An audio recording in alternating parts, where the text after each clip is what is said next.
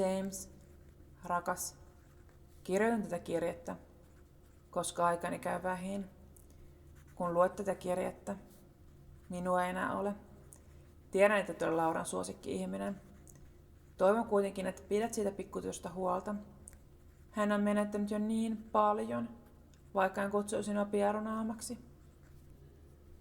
On hän oikeasti kiltti ja hyvä sydäminen 8-vuotias. Jos asiat olisi toisin, olisimme voineet adoptoida hänet. James, minä.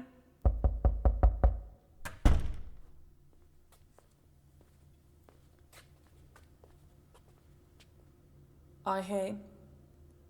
Jaksoit tulla katsomaan sairasta vaimoasi. Niinkö? Sanot rakastaasi minua ja siksi tulet tapaamaan minua. Älä viitsit, James. Tuo on naurettavaa. Ajattele, kuinka paljon helpompaa meidän elämä olisi, jos olisin kuollut. Olen elossa vain sen vuoksi, että syöpän runtama keho antaa sairaalle helvetin hyvät rahat. Ei kukaan voi rakastaa ketään näin iljettävää.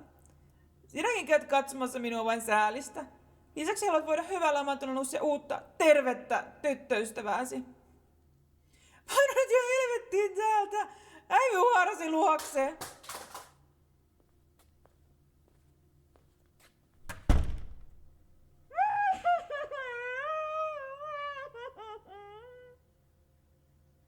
Ei. Ei, mitä minä tein? James, tule takaisin! Auta mua!